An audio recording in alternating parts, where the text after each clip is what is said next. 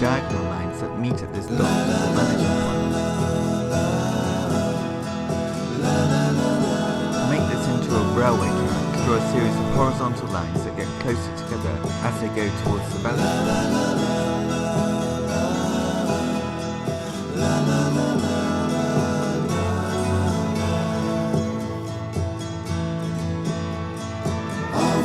Now draw two more diagonal lines from the vanishing point.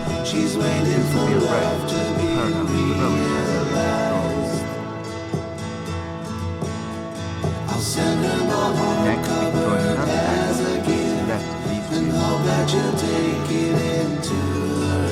Now on this new diagonal line, we need to draw a short vertical line, which will be the near corner of the house. Then, from the top of this upright vertical line, draw another diagonal line. Next, you could draw a triangle for the side of the roof, and then a square below this for the side of the house.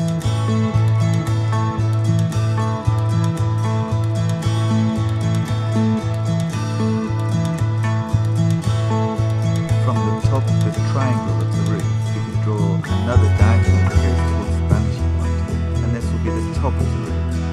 And then to cut it short so it doesn't go on forever to the vanishing point, we need to copy the side of the triangle on the right, copy that angle for the back of the house, and then we'll get a roof that will work in one man's method. Now to this house you could add a door and some windows. So the door, the upright door, we vertical, and the upright to the window vertical. The diagonal will follow them down to the roof, again going towards this one vanishing point, or one vanishing point, all of the parallel lines together, one vanishing point. So now we have a horizon with a railway track going to the vanishing point, and a road to the left also going towards the vanishing point, and a house to the right. Now on the right hand side we've got some space, so I'm doing two more diagonal lines going towards the left, and then the third one as well. Third diagonal line to the right. I'll put some upright verticals, and I might make these into avenues, maybe trees. To do that we just need to find the top of one of the trees, the top of one of these verticals, and then to draw a line from this top place all the way to the vanishing point. And then just to make it easy for myself, I'll make all the trees the same height, but they're going away into perspective into the distance. So I'll just need one diagonal line to cut them all. So the trees can draw, they can be just very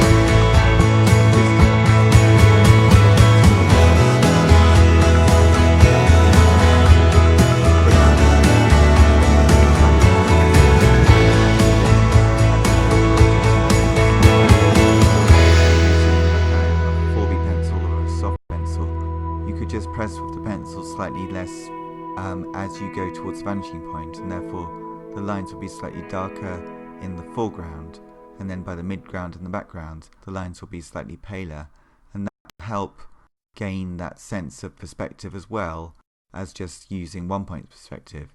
If you change the tone of the lines that you're using as well, it's just quite useful sometimes. So we could also think about maybe adding some tone to this drawing, some light and dark. So maybe if I was to do that, I might put the light source on the right hand side and have some shadows going off towards the left. But maybe before we do that, it's a bit empty on the left hand side around the house, so we could put some other things. So what we could do next, perhaps add a few more trees.